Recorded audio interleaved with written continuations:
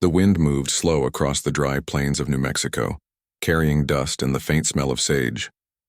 The sun was still low when Eli Turner stepped out of his small wooden house, a mug of coffee in his hand and his dog, Scout, walking close by his boots. The old boards of the porch creaked under his weight.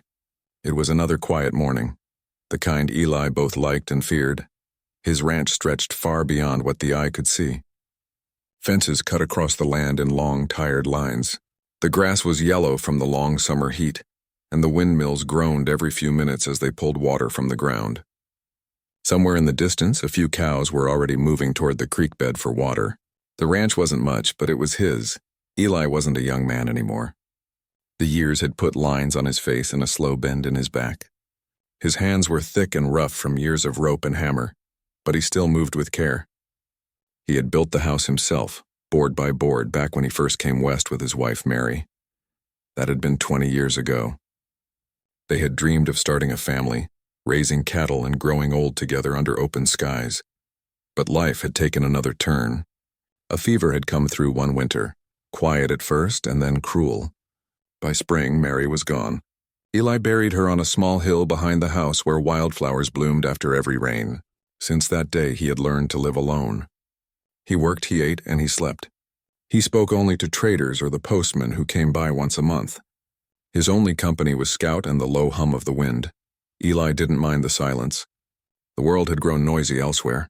New towns, new railroads, people moving in with big dreams and loud plans.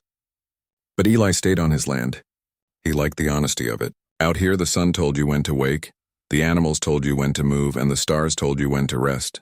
There was no one to lie to and nothing to pretend. Still, the land had its dangers. The desert could be harsh and water was always short. Sometimes strangers passed through, travelers, traders, or the rare wanderer. But Eli was careful. In these times, people talked often about the tension between settlers and the local tribes. Some spoke with fear, others with anger. Eli tried to stay away from all of it.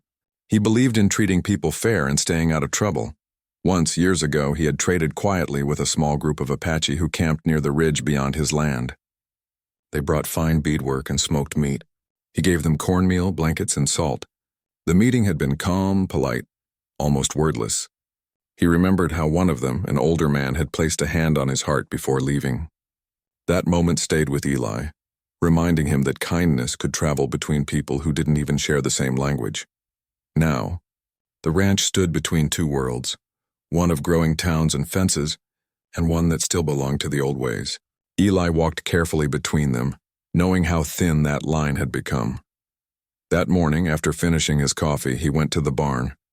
The smell of hay and old leather filled the air. He brushed down his horse, Dusty, a tall brown mare with calm eyes and a white mark down her nose. She had been with him for 10 years, strong, loyal, and quiet. As he saddled her, the sun rose higher, turning the world gold and warm. Eli set out to check his southern fence line.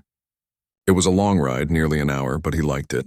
The world felt wide out there, a place where thoughts could breathe. He whistled softly and Scout trotted beside Dusty's hooves. The path followed a dry stream that twisted through the plain like a scar. As he rode, Eli thought about the letter he had received last week from his younger sister back east.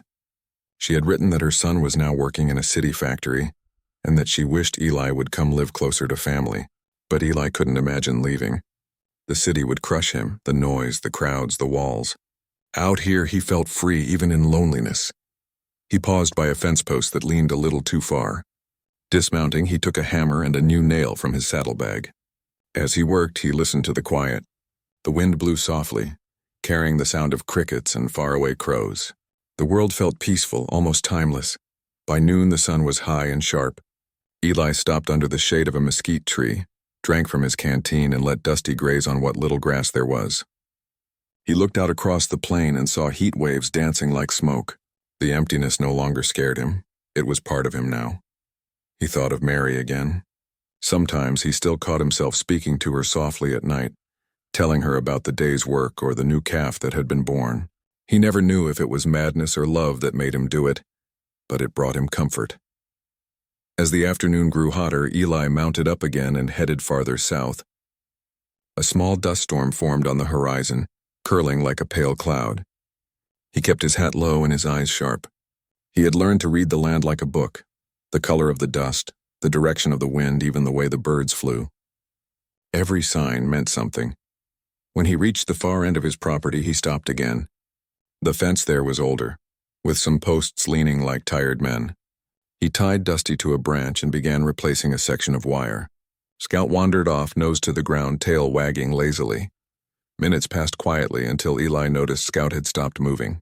The dog stood still, ears up, facing toward the dry creek bed. Eli followed his gaze. Something was there, a shape half hidden in the tall grass lying still.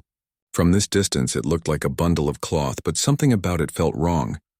He wiped the sweat from his brow and squinted. The wind shifted and he thought he saw movement. A faint twitch.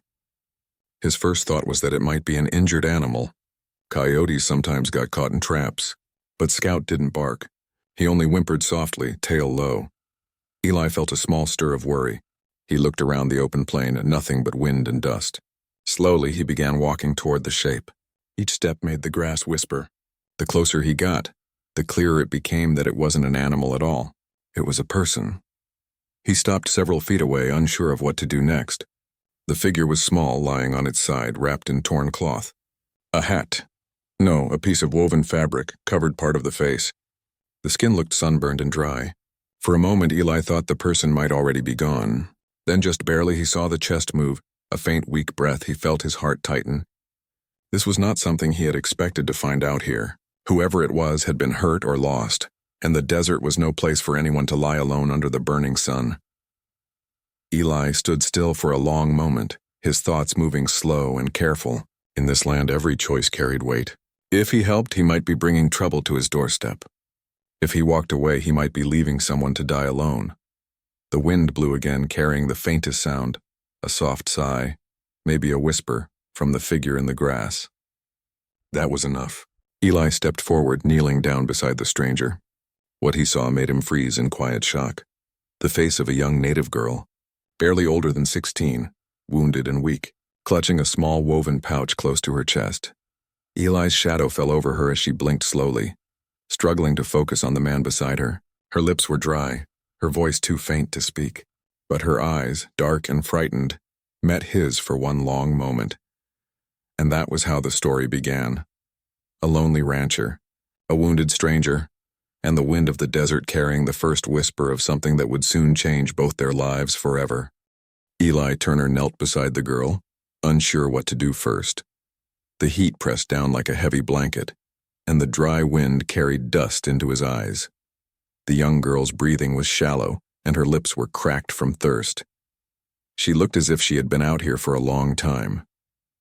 "Easy now," Eli whispered softly, though he wasn't sure if she could understand him. He untied his canteen from his belt and slowly poured a little water onto a clean handkerchief. Then he touched it to her lips. At first, she didn't move. Then she swallowed weakly, as if her body suddenly remembered what water was. "That's it. Just a bit more," he said quietly. He held the canteen for her, letting her drink a few careful sips. The sound of the water seemed louder than the wind. Her eyes opened a little more. They were dark and filled with pain, but also fear. When she saw his face, she tried to move away, weakly turning her shoulder. Her whole body tensed, as if she expected him to harm her. Eli raised his hands slowly and said, "It's all right. You're safe now. I won't hurt you." Of course, he knew she might not understand his words, but tone mattered more than language, and he made sure his voice was calm and gentle. Scout, his dog, sat a few steps away, ears back, watching quietly. Eli saw the wound now, a deep scrape along her shoulder, red and swollen but not bleeding badly anymore. It looked as if it had come from something sharp, maybe a stray bullet or a fall onto rocks. Her clothes were torn and her feet were bare and covered with dust. He hesitated for a moment. Taking her home meant bringing trouble. People around here didn't like strangers, especially not someone from one of the nearby tribes. There had been harsh words in the town lately, and Eli knew that helping her could make him a target of talk and suspicion. But when he looked at her again, none of that mattered. She was someone's daughter, someone's child, lying out here alone under the burning sun. and no decent man could ride away from that. He took a small piece of cloth from his saddlebag and wrapped it around her shoulder as best he could. "You'll be all right?" he said again, even though he didn't know if it was true. Then he looked toward the horizon. The ride back to the ranch would be slow and rough, but he had no other choice. He carefully lifted the girl into his arms. She was light, too light, and the warmth of her skin told him she had a fever. Dusty, his horse, stood still as Eli placed the girl gently across the saddle in front of him. He held her steady with one arm while guiding the reins with the other. Scout followed behind, his paws stirring small clouds of dirt as they began the long ride back home. The sun climbed higher. Sweat ran down Eli's back, and every step of the horse kicked up dust. The girl didn't speak or move much. Sometimes, she murmured something in her own language, soft and broken like a prayer. Eli wished he could understand her, but he didn't try to interrupt. He just kept her steady and whispered, "Almost there, just hang on." The land stretched wide and empty around them. It felt like they were the only two souls left in the world. At one point, a hawk flew overhead, circling in the sky, and Eli thought how fragile life was, how close one could be to being gone, just like that. By the time they reached the ranch, the sky had turned the color of brass. Eli carried her inside and laid her carefully on the small bed in the spare room. The air smelled of dry wood and sunlight. He opened the window to let the breeze in. He went to the kitchen, boiled some water, and mixed it with herbs he kept for when he cut himself working the fences. He cleaned her shoulder as gently as he could. The girl winced but didn't pull away. Then, he tore an old sheet into clean strips and wrapped the wound again, tighter this time. She watched him with eyes that seemed to search his face for meaning. When he met her gaze, she looked away quickly, shy and cautious. Eli spoke softly as he worked, partly to calm her and partly to calm himself. "Name's Eli, Eli Turner. This here's my place. You just rest now. You're safe here." He wasn't sure why he said all that. She probably couldn't understand a word, but talking made the silence less heavy. Later, he made a small bowl of soup, just warm broth and bits of potato, and tried to feed her. At first she refused, shaking her head weakly. But when he left the bowl near her and stepped back, she finally took a few sips on her own. Eli felt a strange relief watching her eat. He realized then how lonely his home had been. The sound of someone breathing, moving, even quietly. It filled the house in a way that made it feel alive again. As the sun set, painting the sky in shades of orange and pink, Eli sat outside on the porch. Scout rested beside his boots, tail still. The evening wind cooled his skin, but his thoughts stayed restless. What would the townsfolk say if they found out? Some of them would accuse him of harboring trouble. Others might think worse. But Eli had made his choice. A person in need was a person in need. That was all he saw. He looked out toward the hills where the horizon burned red against the setting sun. Somewhere out there, her people were probably searching, worrying, praying. He hoped they would understand he meant no harm. Inside the house, the girl slept uneasily. She murmured in her sleep, short sounds, fragments of words in a language he couldn't place. Eli stepped quietly to the doorway and watched her. Her face, even tired and pale, carried a kind of strength. He wondered who she was, where she had come from, what had happened to her. He thought of the small woven pouch she had clutched when he found her. It was still in her hands now, pressed against her chest even as she slept. He didn't touch it. Whatever it was, it mattered to her more than anything. As night fell, Eli lit a single lamp and sat by the window. The stars came out one by one, filling the sky like scattered diamonds. The world outside was still and wide, but Eli couldn't shake the feeling that something was coming. Scout suddenly lifted his head and growled softly, his ears turning toward the open land. Eli listened. Nothing but wind. But old instincts told him the dog was right to be alert. Somewhere, far beyond the edge of sight, the quiet world was beginning to stir. He checked the rifle by the door out of habit, then hesitated. He didn't want to use it, not for anything. He sighed and put it back. "Let's not think about trouble tonight," he said to Scout. "We did the right thing. That's all a man can do." The next morning, light spilled through the window, gentle and golden. Eli found the girl awake, sitting up slowly. She looked at him with eyes that seemed less afraid than before. When he handed her some bread, she took it this time without hesitation. He pointed at himself and said again, "Eli." Then he pointed at her, waiting. She blinked, then whispered something soft. It sounded like Naya. He repeated it quietly. "Naya." She nodded faintly, and for the first time, a small spark of understanding passed between them, the kind that doesn't need many words. Eli smiled just a little. "All right then, Naya, let's get you better." Outside, the day began like any other. The same land, the same sky, the same endless wind. But something in the air had changed. Eli could feel it. Somewhere out there, in the vast silence of the plains, footsteps and hoofbeats would soon begin to stir, and the quiet ranch that had stood alone for years was about to become the center of a story no one in the territory would ever forget. Eli woke that morning to the soft golden light spilling through the window. The air was still warm from the early summer sun, and the gentle sounds of birds outside filled the ranch with a kind of quiet life he hadn't realized he missed. Naya was awake before him, sitting on the small bed, carefully examining the little pouch she had carried so closely since he found her. Her eyes moved with curiosity and caution, glancing around the room as if testing the boundaries of safety.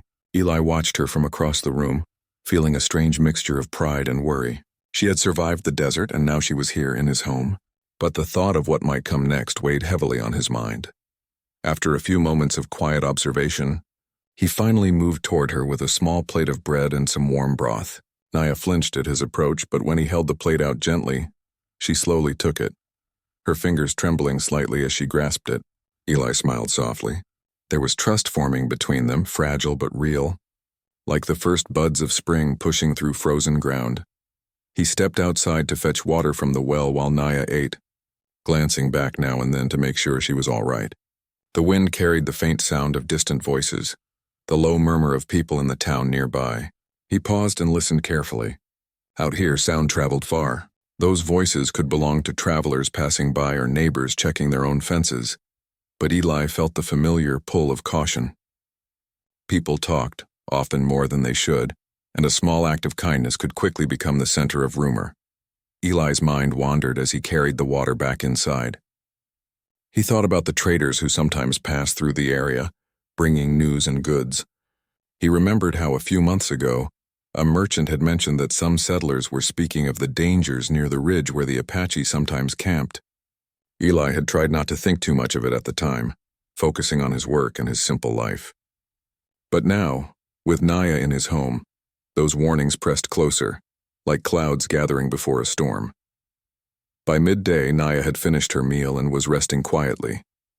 Eli decided to check the perimeter of his property, making sure everything was secure. Scout followed closely, nose to the ground, ears swiveling at every sound. Eli moved slowly, taking in the land he knew so well. He saw familiar patterns in the grass, the curve of the hills, the dry creek beds where the water sometimes pooled after a storm.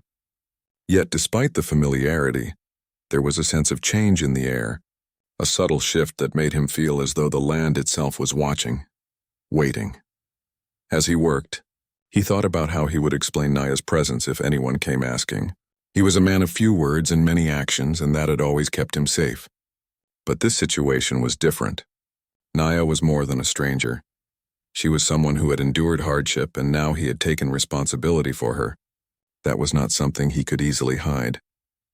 Later in the afternoon, a trader passed by on a dusty horse carrying a small pack. Eli waved politely, and the man slowed down, curiosity evident in his eyes. He looked at the house, then at Eli, and finally he caught sight of Naya sitting by the window, her dark eyes peeking out from behind the curtain. The trader stopped in front of the porch. "Morning, Eli," he called, his voice cheerful. "You got someone new visiting?" Eli paused, considering his words carefully. "Just someone I found along the trail," he said cautiously. "She needed water and rest. That's all." The trader nodded slowly, squinting against the sunlight. "Well, you always had a good heart, Eli. Just be careful. Folks in town can get nervous when they see things they don't understand." Eli nodded, knowing the warning carried more weight than the casual tone suggested. Word traveled fast in small towns, and he could already imagine how this story would spread, twisted slightly with each telling. By evening, someone in town would probably claim he was harboring trouble or that a dangerous encounter had happened at his ranch. Eli felt a small pang of frustration, but it was tempered by the knowledge that he had done the right thing. That night, he sat by the fire inside the house while Naya rested again. The orange glow flickered across her face as she clutched her little pouch. Eli felt a sense of connection forming, a quiet bond that needed no words. He realized that for the first time in years he felt needed, and that feeling carried a weight he hadn't expected. The next morning, he decided to teach Naya some small tasks around the ranch. She watched him gather water, sort hay, and check the fences. Her movements were careful but eager, and Eli found himself smiling more than he had in years. Though they spoke different languages, he communicated through gestures and patience, showing her how to hold the water bucket, how to lift the hay gently, and how to follow the animals without startling them. Their day was slow, deliberate, and filled with quiet lessons.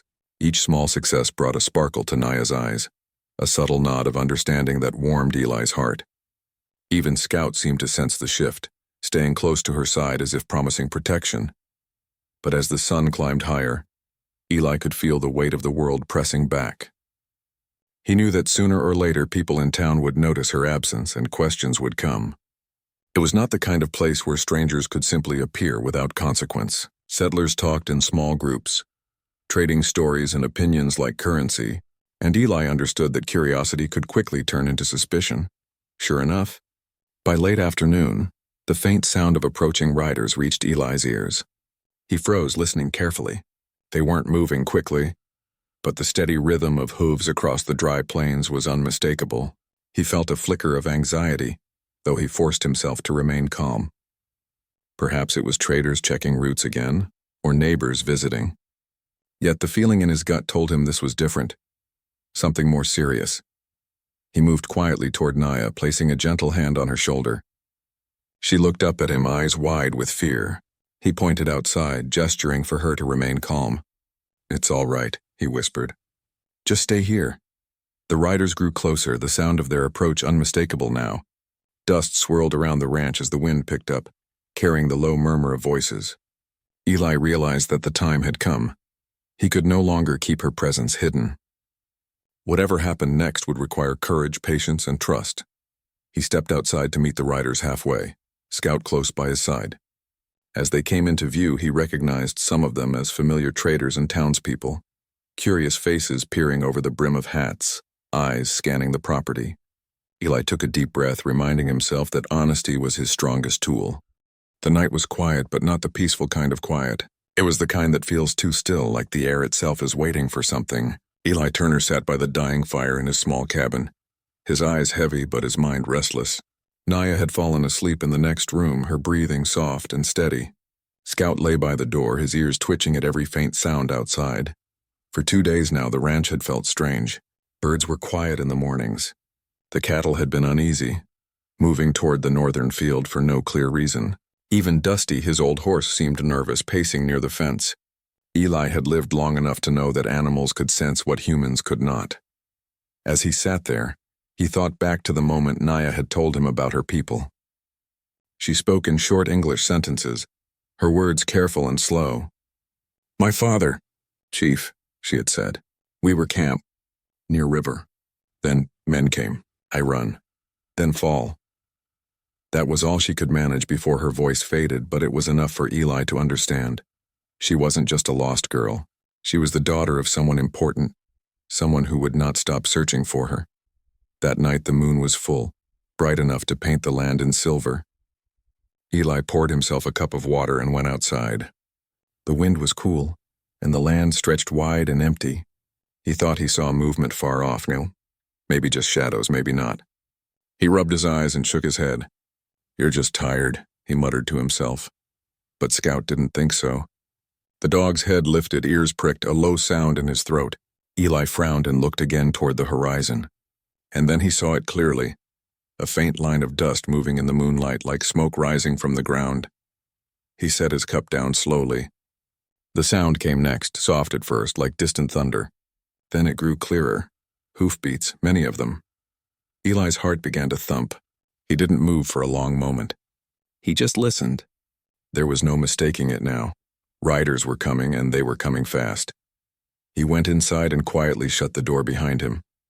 Naya stirred at the sound. "What's wrong?" she whispered, her eyes still sleepy. Eli looked at her, trying to keep his voice calm. "There are riders out there. Might be your people." At the word people, Naya's eyes widened. She sat up quickly, pulling the blanket close around her shoulders. For a second she looked frightened, then hopeful. "My father?" she whispered. "Maybe," Eli said softly. "We'll find out soon enough." He lit the lantern and walked to the front porch. Scout stood beside him, tail low, muscles tense. The ground trembled slightly under the rhythm of the approaching hooves. Eli could see them now, dark figures under the moonlight moving fast across the plain. He counted at least 20, maybe more. His throat felt dry. He wasn't afraid for himself, but for how they might see him. A man with their injured girl inside his house.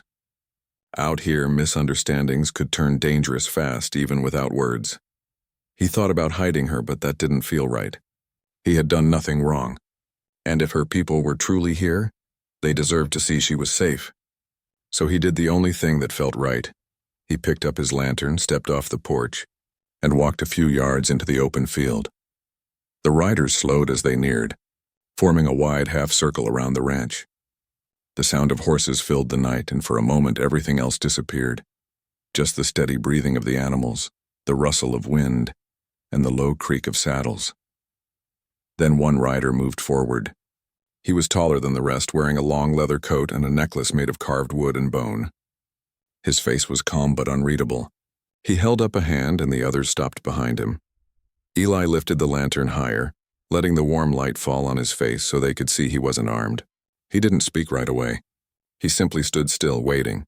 The man dismounted slowly. For a moment no one spoke.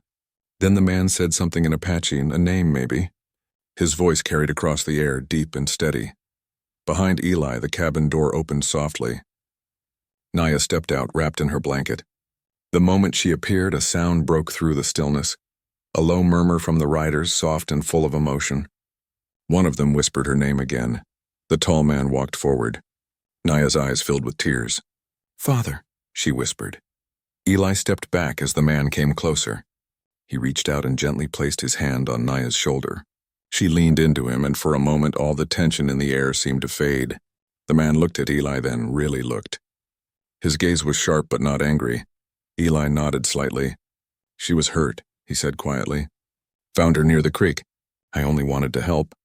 The chief didn't reply with words, but something in his eyes softened. He looked around the ranch, the fence, the horses, the lamplight in the window, and then back at Eli. Slowly, he placed a hand over his heart, the same way another man had done years ago during a trade. It was a gesture of peace, one Eli remembered well. Eli returned it, his chest tight with relief. The rest of the riders dismounted. Some of them moved toward the water trough beside the barn. They gave their horses water, speaking softly among themselves. The air was no longer heavy with fear, but filled with quiet understanding. Naya spoke to her father in her own language, her voice soft but steady. She pointed to her bandaged shoulder and then to Eli. Her father listened without interrupting. Then he turned back to Eli and gave a small nod, slow, respectful. It was the kind of gesture that said more than any words could. Eli didn't know what to say. He just nodded back and murmured, "Take her home. She belongs with you." Naya looked at him for a long moment. Her eyes shone in the lantern light. Then, to Eli's surprise, she reached into her small woven pouch, the one she had carried even when she was too weak to move. From it, she pulled out a thin strip of beaded thread, simple but beautiful. She stepped forward and tied it gently around Eli's wrist. "For you," she said softly. Eli didn't trust himself to speak. He just looked at her and gave a small smile. "Thank you," he said quietly. The chief called out to his people, and one by one they mounted their horses again. Naya turned back once before climbing up beside her father. The group began to move slowly away, their figures fading into the silver light of the moon. When the last of them disappeared beyond the ridge, Eli stood alone in the quiet field, the lantern still burning in his hand. The night felt different now, lighter somehow, like the land itself had exhaled. He looked down at the beaded thread on his wrist. It caught the lantern light and glimmered softly. He smiled to himself and said quietly, "Safe travels, little one." Scout wagged his tail and nuzzled his leg as if agreeing. Eli turned back toward the cabin. The fire inside had burned low, but its glow still warmed the small room. He sat by the window for a long time, staring out at the horizon. The stars were bright again, scattered like a river of light across the sky. He felt something he hadn't felt in years. Peace. Not the lonely kind he had grown used to, but the kind that comes when you've done the right thing and the world, in its quiet way, lets you know it. That night, before he went to bed, he walked outside once more. The air was cool and the smell of sage drifted on the breeze. Far off, he thought he heard a faint sound, the echo of horses moving through the dark. He stood there until it faded completely, his hand resting lightly on the beaded thread. When he finally went inside, he left the lamp burning low on the table. It glowed softly against the wood walls, a small, steady light, like a promise kept in the middle of the wide, silent plains. The morning after the riders had left, Eli Turner woke before the sun. The ranch was quiet again, but it felt different now, lighter somehow, as if the land itself had shifted. Scout, ever faithful, was already at the door, wagging his tail softly, eager to begin the day. Eli poured himself a cup of coffee and stepped onto the porch, the cool air brushing his face. He looked out across the plains, and for a moment, he thought he could still see the faint outlines of the riders, their figures melting into the horizon. Naya was gone, returned to her father and her people. But something about the morning felt full of possibility, full of the quiet satisfaction of having done the right thing. Eli spent the early hours checking the fences and the cattle, doing his usual work, but his mind kept returning to Naya. He wondered how she was, whether she had spoken to her father about him, or if she had told anyone what he had done. He felt a strange, warm pride, knowing he had helped someone in need, even when it had been difficult or risky. By mid-morning, he was in the barn brushing Dusty, when Scout suddenly barked softly and ran toward the gate. Eli followed, curious. Beyond the fence, he saw a small group of riders approaching, not in a hurry, but steady, moving with purpose. At first, his heart skipped a beat. Could it be Naya's people again? But as they drew closer, he realized that this time, the riders were carrying small bundles of herbs, food, and neatly tied packages.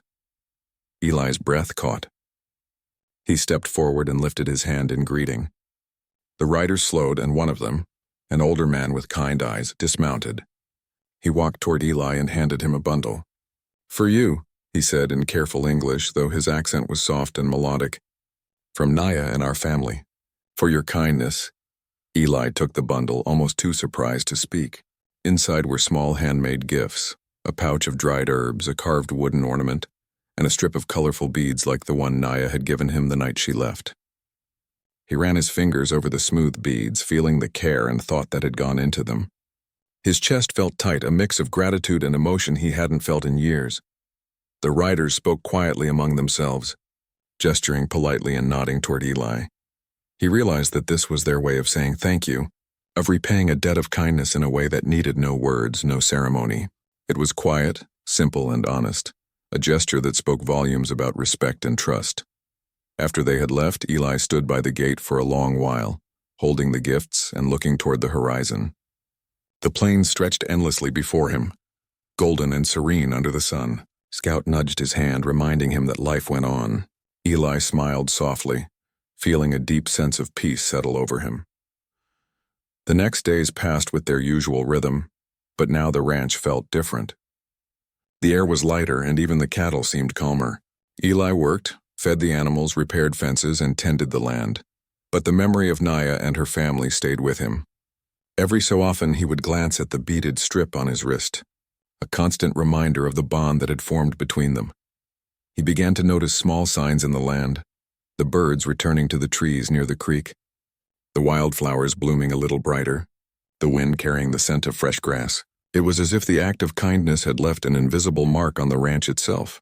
Eli often paused in his work to simply take it in, feeling a quiet gratitude for being part of something bigger than himself. One afternoon, A traveling trader stopped by the ranch. Eli offered him water and food, as he always did. The man looked around at the wide fields and the quiet homestead, then asked, "Has anything unusual happened here recently?" "Folks in the town have been talking." Eli shook his head slowly. "Nothing unusual. Just the land and the work," he said with a small smile. But the trader looked closer, noticing the strip of beads around Eli's wrist. "That's beautiful," he said. "Where did you get it?" Eli paused, then touched the beads gently. "A friend," he said simply. "Someone who needed help." He didn't say more. The trader nodded, understanding that some stories were better left unsaid, or understood without words. As weeks passed, Eli continued his quiet life. The story of Naya and her father became a memory he cherished, a reminder that even in a world full of silence and hardship, small acts of kindness could create ripples that lasted far longer than one moment. He never expected recognition, only the knowledge that he had done the right thing when it mattered most. One evening, as the sun dipped low and painted the sky with shades of orange and pink, Eli sat on the porch with Scout at his side. Dusty grazed nearby, calm and steady. Eli held the beaded strip in his hand, turning it over slowly. It was a small thing, but it carried the weight of trust, gratitude, and human connection. He thought of Naya, her bright, cautious eyes, her soft voice, the way she had leaned into her father's arms that night. He wondered how she was now, whether she remembered him, whether she would tell her children one day about the man who had helped her when she was lost. Eli smiled quietly at the thought. The wind blew gently across the plains, carrying the faint scent of wildflowers and sage. Eli felt a sense of calm he had not known in years. The world was wide and full of challenges, but also full of moments like this, quiet, simple, and profoundly human. Late that night, as Eli prepared for bed, he noticed something small at the edge of the porch. A single flower, bright and unusual for the season, had been placed there. He knelt and picked it up gently. There was no note, no name, and only the flower. Eli understood immediately. It was a silent message of thanks from Naya and her family, a gesture that carried all the words he would never hear, all the gratitude he would never be told aloud. He smiled, placing the flower carefully on the table beside his bed. That night, Eli lay in bed feeling a deep sense of connection to the world around him. He thought about how one small act of kindness in giving water, offering shelter, showing care, had grown into something far larger than he could have imagined. In the days and weeks that followed, Eli continued his work on the ranch, but his perspective had changed. Every action, every small gesture toward another being felt meaningful. He treated the land with renewed respect, cared for his animals with greater patience, and greeted strangers with an open heart. The story of that night, the night when Naya's people came on horseback, became a quiet legend among those who knew. Eli, they spoke of the rancher who had helped a wounded girl and earned the respect and trust of an entire family. But Eli never boasted, never told the story himself. To him, the story was not about heroism. It was about doing what was right when it mattered. Years later, Eli would look at the horizon, where the plains stretched endlessly under the sky, and remember that night with a full heart. He knew that the simple act of giving water, of showing care and compassion, had created a bond that could never be broken. The beaded strip remained on his wrist, faded with time but never forgotten. It was a small symbol of something much larger, the power of kindness, trust, and human connection. And as he sat on his porch, watching the sunset paint the world in shades of gold, Eli felt a quiet certainty. The world could be harsh and unforgiving, yes, but it could also hold moments of beauty, courage, and unexpected grace. All it took was a choice to help, to care, to do what was right, even when it was difficult. In the end, that was enough.